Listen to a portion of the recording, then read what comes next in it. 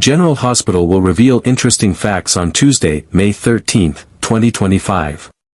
First, after the terrifying events that unfolded at the PCU party, Gio found himself drowning in a wave of guilt and confusion. He had never intended for things to go so horribly wrong.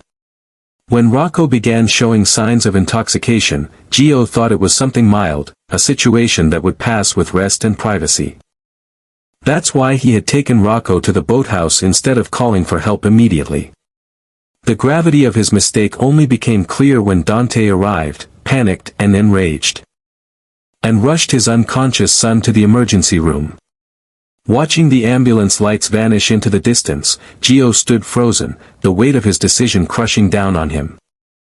The accusations that followed were swift and severe. Dante's fury was unrelenting, and every word cut deeper than the last. Gio felt like a pariah, blamed, isolated, and completely lost.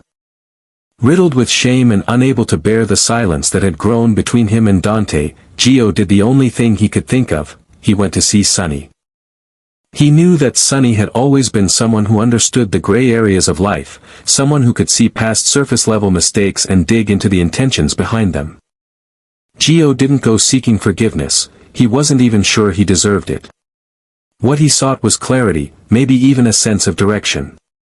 He poured his heart out, admitting that he had no idea Rocco had consumed so much alcohol or that his condition had deteriorated so rapidly. He explained how he had just wanted to get his friend somewhere safe and private, to ride out the worst of it without humiliating him.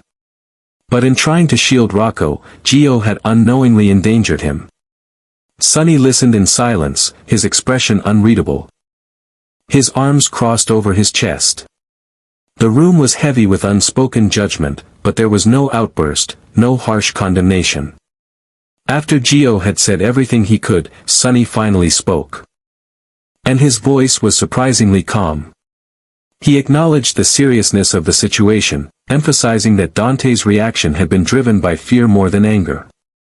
Sonny had seen that kind of fear before, the kind that grips a parent when they realize their child is in danger and there's nothing they can do to turn back time. He told Gio that while his intentions may not have been malicious, they were still misguided, and in life, good intentions don't always shield you from painful consequences. Gio needed to learn that lesson the hard way. Rather than offer immediate reassurance, Sonny chose honesty.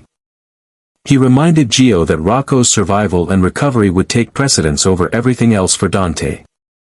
That kind of love, the fierce, unrelenting love of a father for his child, often came with a price, especially when that child was put in danger by someone they trusted. But even so, Sonny also spoke of redemption.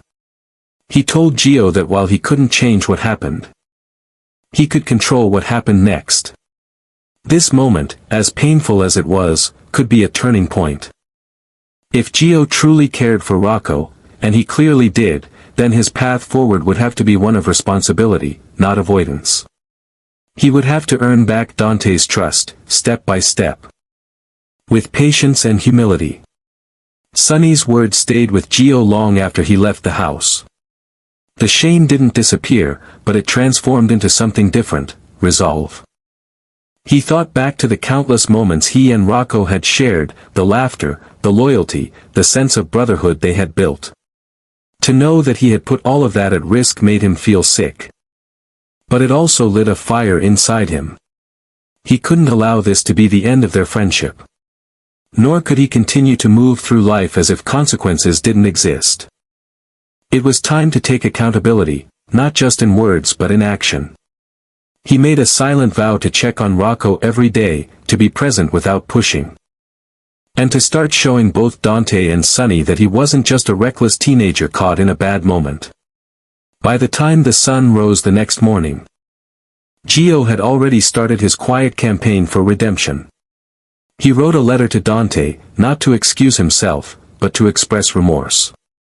He offered to visit the hospital and sit in the waiting room, even if he wasn't allowed to see Rocco. He called Olivia to ask if there was anything the family needed, no matter how small. And most importantly, he promised himself that from this moment forward, He would no longer let fear dictate his actions. He would face the aftermath head-on. Because Sonny was right, this didn't have to be the end. It could be the beginning of something better.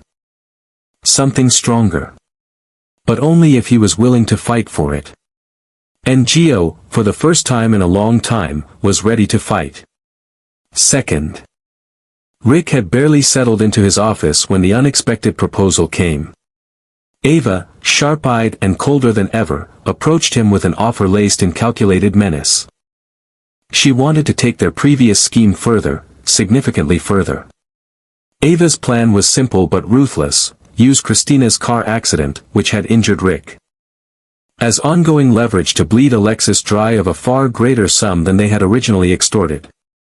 Ava was confident that the emotional guilt and protective instinct Alexis felt toward Christina would make her a perpetual target, vulnerable, reactive, and easily manipulated.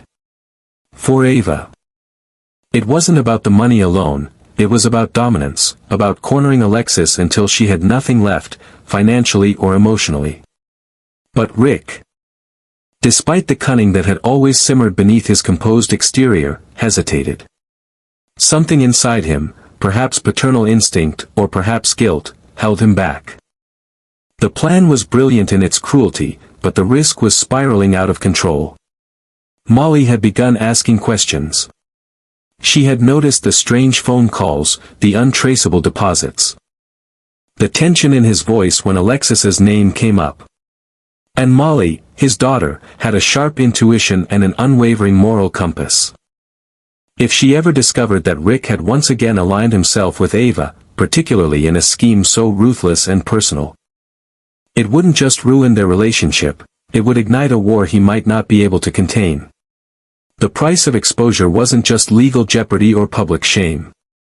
It was the irreversible destruction of the one relationship he still genuinely cared about. So Rick declined. Not harshly, not defiantly, but with a quiet firmness that surprised even him. He told Ava the timing was off, that too many eyes were watching, that it was better to lay low. But Ava saw through the veneer instantly. She recognized fear when she saw it, and weakness. Her reaction was swift and vicious. Fury surged in her eyes, not because the plan had failed, but because Rick had the audacity to show restraint. She had counted on him being desperate, willing to go further than before, and his hesitance felt like betrayal. Ava didn't yell, but her words sliced like glass. She reminded him that Christina's accident had left him with a limp and hospital bills that Alexis had conveniently covered.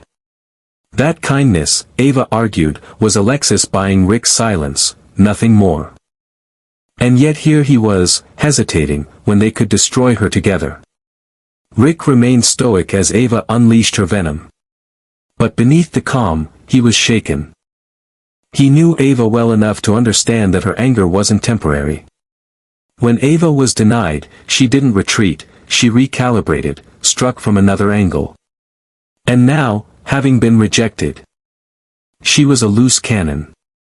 Rick couldn't predict whether she would retaliate against him, go after Alexis alone, or use Christina's incident in a way that dragged Molly into the crossfire. The air between them had turned toxic, and Rick realized he had crossed a threshold. By ever agreeing to work with Ava in the first place, he had exposed his daughter to danger. The refusal may have protected Molly for now, but the fuse had already been lit. That night, Rick sat alone in his apartment, swirling a glass of bourbon, staring at the darkness outside his window. The silence felt heavier than usual. Ava's threat loomed in his mind, not spoken, but implied. She wouldn't let this go. And if she couldn't count on him, she would find another way to pressure Alexis. Rick was now caught between two fronts, a cunning enemy with no conscience and a daughter whose love for him would evaporate if she learned the truth. He had made a choice. But the consequences were already unfolding around him. And as the night deepened, so did his dread, because with Ava, the real damage never came from the first move. It came when you thought you were safe. Third, Lucas stepped into the quiet room with a soft knock, carrying a small bouquet of flowers in one hand and a gentle smile that masked his concern. It had been weeks since the accident that left Elizabeth with injuries serious enough to force her into an extended leave from General Hospital. During that time, life at the hospital had moved forward in chaotic waves, but for Elizabeth, everything had come to a standstill. The walls of her recovery room had become too familiar, the days too slow. And the feeling of being disconnected from the work she loved weighed heavily on her spirit. Seeing Lucas felt like a breath of fresh air, something real from the world she missed. Lucas eased into the chair beside her and began sharing updates in that calm, clinical manner of his, but with an edge of tension Elizabeth quickly picked up on. There was something different in his tone, a subtle urgency. He spoke of hospital routines, new hires, administrative changes, but the real shock came when he lowered his voice and leaned slightly closer, revealing the latest scandal involving Drew. The story unfolded like something out of a legal thriller. Drew had been implicated in a complex series of ethical breaches involving confidential medical files and alleged tampering with patient access records. The whispers about manipulation, hidden agendas, and a potential investigation had thrown the hospital into a state of anxious uncertainty. Elizabeth listened in stunned silence. She had always known Drew to be a man of discipline and loyalty, someone who valued structure and trust. To hear that he had potentially violated that very foundation sent a ripple of disbelief through her. The details Lucas shared were still murky, some rumors, some confirmed, but one thing was clear.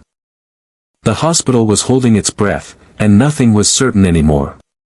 Lucas, ever the observer, noted how much her eyes changed as she absorbed each new detail. The nurse in her, the caregiver, the professional, was awakening from dormancy. As Lucas spoke, Elizabeth's expression shifted from surprise to concern and then to something more resolute. While her body was still healing, her mind had already returned to the fast-paced hallways of General Hospital. She realized how much she missed being part of the team, missed feeling needed, missed making a difference. The hospital wasn't just a job, it was her second home, the place where she had endured loss, found strength, and built her identity. Now, with the institution facing one of its most turbulent chapters, she felt an almost urgent pull to return, to help restore stability and be there for her colleagues. Lucas noticed the fire returning to her eyes and smiled knowingly. He didn't need to say anything, he understood. Elizabeth wasn't just recovering from physical wounds. She was preparing to step back into a role she was born to play. The hospital needed her, perhaps now more than ever, and while she wasn't quite ready to walk through its doors, her heart was already there.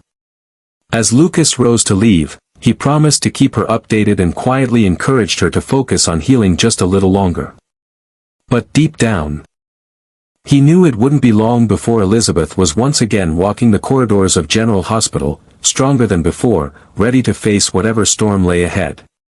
Fourth, Lucky had always trusted his instincts, sharpened through years of police work and hardened by personal loss, and this time, his gut told him something was very wrong. What began as a faint suspicion had grown into an unshakable conviction: his mother, Laura, was being targeted. At first, the idea seemed almost paranoid. Laura had survived more political storms than most, enduring pressure with grace and navigating betrayals with the resilience of someone who had nothing left to prove. But this felt different. It wasn't just political opposition, it was calculated, deliberate, and dangerously personal. The more Lucky looked into it, the clearer it became that Drew was not the ally many believed him to be. His sudden involvement in local policy discussions and his public gestures of goodwill masked something far more insidious. The deeper Lucky dug, the more connections he uncovered: backroom meetings, financial irregularities, and strange conversations intercepted through unofficial channels. And looming beside Drew was the shadowy presence of Urza. A figure with a history murky enough to make even the most seasoned strategist wary. Urza wasn't interested in democratic debate or policy evolution. He was a tactician who thrived in manipulation and secrecy, someone who saw politics as war and played only to win. Drew's alliance with him was no coincidence. It was a strategic power grab. And the target was unmistakably Laura. Her popularity, her moral authority, and her influence in Port Charles made her an obstacle, one they intended to dismantle by any means necessary. Lucky's research led him down a dangerous path. Each piece of evidence he uncovered painted a darker picture. He found documents pointing to illicit funding trails, anonymous donors with ties to offshore accounts, and campaign operatives who had once been involved in election interference scandals across state lines. Phone records suggested that Urza and Drew had been communicating for far longer than publicly known, plotting behind closed doors while smiling on stage. Lucky's sense of urgency grew. This wasn't just about a rigged election. This was an orchestrated attack designed to destroy his mother's credibility, undermine her authority, and erase her legacy. It was also clear that if Laura lost this battle, it wouldn't be because the public turned on her, it would be because she was outmaneuvered in the shadows. But uncovering a conspiracy was one thing. Stopping it was another. Lucky knew that neither Drew nor Urza would go down without a fight.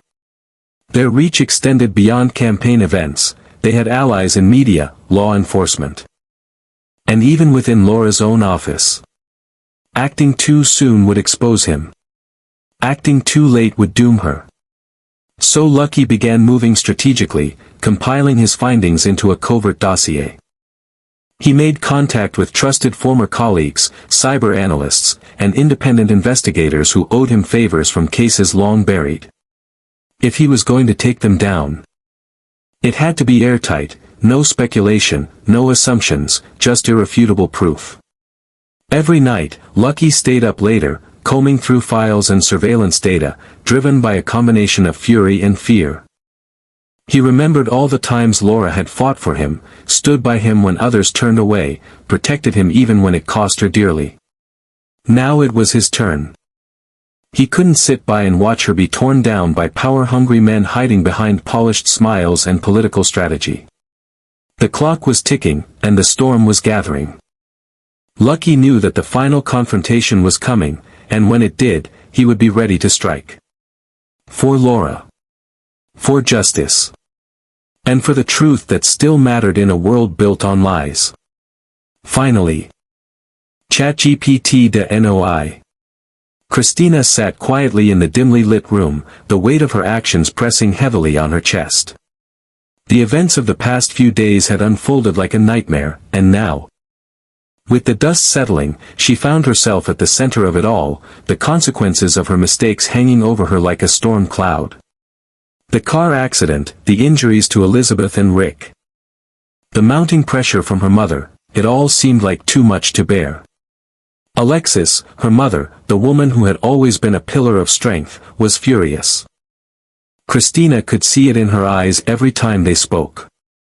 Alexis wasn't just angry, she was deeply hurt, betrayed by the actions of the daughter she had always tried to protect. Christina's mind kept replaying the events of that fateful night, over and over again. The drinking, the reckless driving, the panicked decision to leave the scene, it all seemed like a blur. But the consequences were clear. Elizabeth had been seriously injured, and Rick had been caught up in the mess, too. Christina knew that her actions had caused them pain.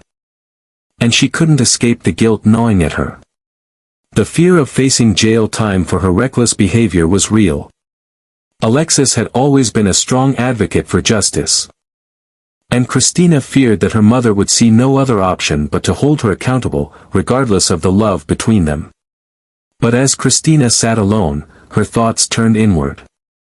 She had always been a person who acted impulsively, driven by emotions and a desire to escape from her own inner turmoil. Yet, in the quiet of the room, away from the chaos she had caused, Christina found herself confronting something she had long avoided, her own responsibility. She had made a choice that night, and now, she had to face the consequences. Alexis had always taught her to own up to her mistakes, to accept accountability, no matter how difficult. It was a lesson that had stuck with Christina. But one she had never truly had to apply until now. Christina realized that she could no longer blame the circumstances or external forces for her actions. She had made a terrible decision. And no amount of pleading or excuses would erase the harm she had caused. The fear of what Alexis might do was real. But so was the understanding that Christina had to take responsibility for her own actions. She wasn't a child anymore, she couldn't hide behind excuses or expect others to clean up her mess. If facing the consequences meant losing her freedom or her relationship with her mother, then that was something she would have to endure. She couldn't change the past. But she could control how she moved forward. As Christina sat there, she knew the path ahead wouldn't be easy. She had to find a way to make amends. To show both Elizabeth and Rick that she was truly sorry for what she had done. But more than that, she had to make peace with herself. It wouldn't be enough to just apologize. She had to prove that she had learned from this mistake, that she was capable of growing beyond her past mistakes. She could no longer let fear and impulsiveness dictate her actions. If she truly wanted to regain her mother's trust and heal the wounds she had caused, Christina knew she had to begin by healing herself first. With a heavy sigh, Christina made a silent vow to herself. No matter what happened with Alexis, no matter the consequences she would face, she would accept them with the dignity and maturity she had long avoided. It was time to stop running from her mistakes and start owning them. For the first time, Christina understood that true growth didn't come from avoiding the truth, it came from confronting it head-on.